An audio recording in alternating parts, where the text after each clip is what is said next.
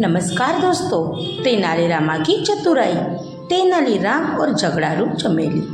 चाननपुर नामक गांव में चमेली नाम की एक महिला रहती थी, जिसके पति का नाम माधव था। चमेली अपने पति से खूब लड़ती झगड़ती और उस पर अपना रोब झाड़ती थी। दोनों की एक पुत्री भी थी, जिसका नाम चांद कुमारी था। चांद कुमारी देखने में बहुत ही सुंदर थी, इतनी सुंदर वो योग्य होने के बावजूद भी कोई उससे शादी नहीं करना चाहता था। इसका एकमात्र कारण थी चंद्रमुखी की माँ चमेली। गांव के हर कोई चमेली की झगड़ालू व्यवहार के बारे में जानता था। वही तेनालीराम अपनी बुद्धिमानी के कारण बेहद प्रसिद्ध थे। उनकी इस प्रसिद्धि के कारण कई लोग उनसे जलते भी थे। एक दिन ऐसे ही ईर्ष्या करने वाले लोगों में से एक व्यक्ति उनके घर आया। वह तेनाली से कहने लगा कि चाननपुर गांव में चांदमुखी नाम की बहुत ही सुंदर रूपवती लड़की रहती है। वह उस सुंदर कन्या का रिश्ता तेनालीरामा के भाई के लिए लेकर आया है। वो आदमी चाहता था कि विवाह पश्चात चांद कुमारी भी अपनी माँ की तरह अपने पति पर रोब झाड़े और उसे डरा कर रखे। ये सोच मन में लिए हुए वो तेनालीराम के यहाँ आया था, लेकिन वह इस बात में अनजान था कि तेनालीराम की कोई भी भाई नहीं था। तेनालीराम को उस आदमी की खराब नीयत पर पता चल गया और उसने चमेली की झगड़ालू आदत के बारे में पहले से ही जानते थे। तेनाली ठहरा अति बुद्धिमान व्यक्ति। उसने नाटक करते हुए लड़की के बारे में और जानकारी ली। अंत में रिश्ते के लिए हामी भर दी और उस आदमी को चाय पानी पिलाकर विदा किया। अब परेशानी यह थी कि विवाह के लिए तेनालीराम को एक भाई की आवश्यकता थी, क्योंकि वह विवाह के लिए हाँ कर चुका था। उसकी तलाश में तेनाली दूसरे गांव की ओर चल पड़े।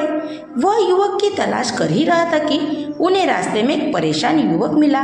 जब तेनालीराम ने उसकी परेशानी का कारण पूछा तो उसने जवाब दिया, मैं कि एक काम की तलाश में हूँ, क्या आप मेरे पास काम है बता सकेंगे? तेनालीराम ने उसे काम देने का वादा किया और कहा, इसके बदले में तुम्हें मेरी इच्छा अनुसार विवाह करना होगा। तुम निश्चिंत रहो, क्योंकि जिस लड़की से मैं तुम्हारी शादी करना चाहता हूँ वह बहुत ही सुंदर व योग्य है। यह सुनकर वह युवक खुश हो गया। इधर चांद कुमारी के घर भी विवाह का प्रस्ताव भी सुनकर सभी लोग खुश थे। जल्दी में पंडित को बुलाकर विवाह की तारीख पक्की हो गई और तैयारी शुरू हो गई। बड़ी धूमधाम से चांद कुमारी का विवाह संपन्न हुआ। विदाई हो गई। विदाई का समय आ गया। चांद कुमारी की माँ चमेली ने अपनी पुत्री के कान में कहा, बेटी, मैं तुम्हारे पिता को रोज डरा धमकाकर अपने नियंत्रण में रखती हूँ। अगर तुम भी शुरुआत से ही अपने पति पर रोब झाड़ोगी तो तुम्हारा पति भी तुम्हारे नियंत्रण में रहेगा। चांद कुमारी ने अपनी माँ की बात को ध्यान से सुना और उनकी बात मान ली।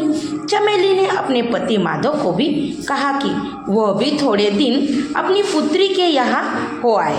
धीरे धीरे समय बीता और चांद कुमारी को यह एहसास हुआ कि उसके पति व तेनालीराम बहुत ही अड़ियल और रूखे स्वभाव के हैं, लेकिन मेरे यहाँ किसी भी बात पर रोज अपने पति से लड़ लेती थी और अपने गुस्से का प्रदर्शन भी कर देती थी।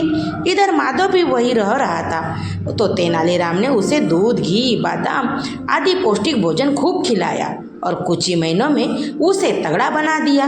जब वो अपने घर चाननपुर लौटने लगा तो तेनालीराम ने उसे अपने पास बुलाया और समझाया, देखो मित्र, मैं जानता हूँ कि इतने वर्षों में तुमने बहुत कुछ सहा है। अगर तुम शुरुआत से ही अपनी पत्नी से डराए के बजाय अपनी बातों पे गुस्से उल्टा जवाब देते हुए समझाते हो तो नौबत नहीं आती। इसलिए अब व्यक्ति आ गया जब तुम्हें हिम्मत दिखाकर अपनी पत्नी के गुस्सेले स्वभाव को ठीक करना होगा। अब तुम्हें खुद पता ही है तुम्हें क्या करना है। तुम्हें खुद ही अपनी मदद करनी होगी।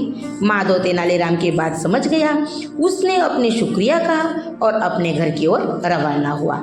जब वह घर पहुंचा तो चमेली उसे देखकर बहुत खुश हुई। उसने अपने पति का खूब आदर सत्कार किया और लेकिन फिर वह उस पर रोब झाड़ने की बहाने ढूंढने लगी। ऐसा सोचते हुए वह जैसे ही अपने पति पर चिल्लाने के लिए आगे बढ़ी तो इतने में उसके पति ने उसे खरी खोटी सुनाई शुरू कर दिया। वह इस पर खूब गुस्सा करने लगा। उसकी बातें सुनकर सारे पड़ोसी वाह वाह हो गए। सबने माधव को शांत कराने की कोशिश की, लेकिन माधव का गुस्सा 7वें आसमान पर था। इतनी बातें सुनकर चमेली को सबक मिल चुका था। उसकी आंखें भर आई थी। उसे पता चल गया कि जब कोई किसी को बुरा बोलता है तो उसका सम्मान नहीं करता तो कितना दुख होता है। थोड़ी देर में माधव का गुस्सा शांत हो गया और उसने चमेली की माफ़ी मांगी और कहा कि उसने यह सिर्फ उसे सबक सिखाने के लिए किया था। अब चमेली भी पूरी तरह बदल गई थी और उसने भी अपने बुरे बर्ताव के लिए माधव से माफ़ी मांगी। यह सब होने के बाद उसने अपनी पुत्री चांद कुमारी को भी समझा दिया कि वह भी अपने पति को कही बातों पर माने और उससे लड़ाई झगड़ा न करे। साथ ही उसने अपनी बेटी को यह भी कहा कि किसी भी रिश्ते में स्नेह और सम्मान होना बहुत ज़रूरी है। अपने माँ से यह सब सुनने के बाद चांद कुमारी भी अपने पति के साथ आदर सम्मान और खुशी खुशी अपना जीवन व्यतीत करने लगी। कहानी से सीख। तेनालीरामा कहानी से सीख मिलती है कि हमें कभी भी अपने माता पिता, भाई बहन, दोस्तों व प्रियजनों को कम नहीं आंकना चाहिए, बल्कि उनके साथ प्रेम, विश्वास और अपना जीवन खुशी खुशी बिताना चाहिए। किसी भी रिश्ते में आपसी समझ और मान सम्मान बहुत ज़रूरी होता है। Thank you. ये कहानी आपको कैसी लगी कमेंट बॉक्स में कमेंट करके बताइए।